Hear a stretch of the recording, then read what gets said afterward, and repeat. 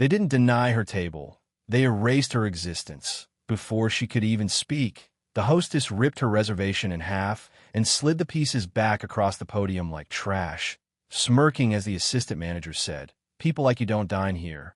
Diners stopped eating. Phones lifted, whispers spread. But while they laughed and pointed toward the exit, she tapped one message on her phone. And in that single moment, the entire staff had no idea they were insulting the woman who owned their building, their jobs, and their future.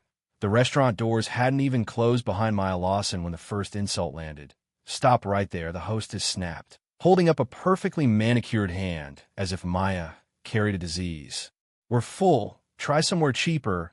Maya blinked. "I have a reservation." The hostess smirked. "Not anymore." She reached over, snatched the reservation printout from Maya's hand, ripped in half, then placed the scraps back on the podium like litter. A couple seated near the entrance whispered, "That was unnecessary." The assistant manager, Colton Reeves, appeared from behind the bar with the self-importance of someone who believed his job made him royalty. He eyed Maya slowly, head to toe, before letting out a laugh dripping with contempt. "You're wasting your time," he said. "This place isn't for walk-ins from the street." "I didn't walk in," Maya replied. "I booked a table." Colton leaned closer, lowering his voice just enough to sound conspiratorial, while making sure the surrounding diners still heard every word. "Look, sweetheart, people like you don't usually dine here. There's a cafe down the block, much more in your price range." Maya didn't react, not visibly, but the tension crackled like electricity. The hostess chimed in. "Actually, there are plenty of places that would love to serve you. This one doesn't have space for." She didn't finish the sentence. She didn't need to. The meaning was obvious. A man at the bar lifted his phone and began recording. Maya exhaled slowly. "Before I leave, can you at least confirm my reservation?" Colton crossed his arms. "You're not listening. There are no tables." Maya pointed toward the dining area.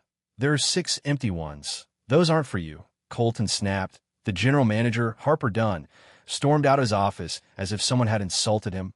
"What's the problem?" Colton gestured at Maya. "She's refusing to leave." Harper sneered. "This establishment has standards. You don't meet them."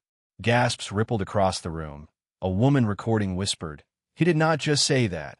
Harper continued, "If you don't exit on your own, security will assist." Colton added cheerfully, "Should we call them?" Maya tapped her phone. "No need." Harper scoffed.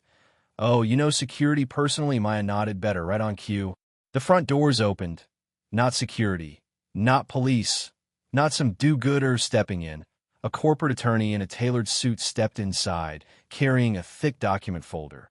Behind him, 2 additional men in suits entered and scanned the room with the urgency of people who handled 7-figure decisions before breakfast.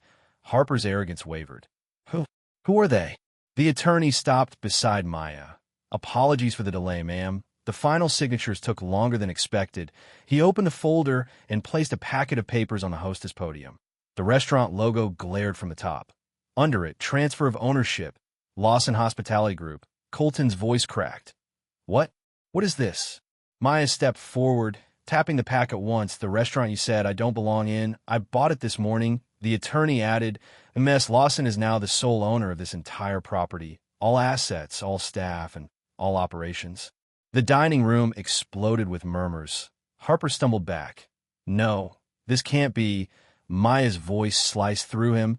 "It is." She picked up the torn reservation scraps and placed them neatly. "Oh, let's start with personnel," she said calmly. Harper Dunn dismissed effective immediately. The room froze. Colton Reeves dismissed effective immediately. Colton's mouth opened, then closed, then opened again. "Miss Lawson, I don't," she said. "You made yourself clear." Finally, she looked at the hostess. "And you?" The hostess swallowed hard.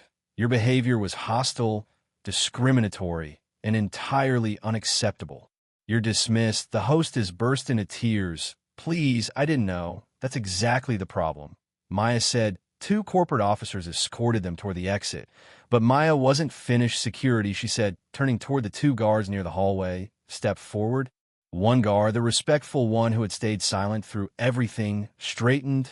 The other, who had been chuckling along with Colton earlier, slouched. Maya pointed to the respectful guard. "You're now interim floor manager until corporate arrives." The guard blinked. "Me? You treated me with professionalism." Maya said, "That matters." The other guard stepped forward desperately. "I'm sorry, you're dismissed," Maya said without emotion. The room erupted with applause from diners. Harper, Colton, and the hostess were now outside looking completely broken. Maya turned to the remaining staff. "I expect courtesy, competence, and dignity. Anyone unable to provide that can leave now." No one moved. Good. She opened the newly printed reservation list and placed her finger on the top name. "My table is ready," she said. "Seat me." The interim manager nodded with pride. "Right this way, ma'am." As she passed Harper through the glass, she delivered the final line that would go viral by morning. "You told me there was no table for me. I bought the building to make sure there's no table for you." And she walked inside, into her restaurant, into her power, and into a legacy built on dignity, not permission. Shocked by that ending? Like, share, and comment your reaction.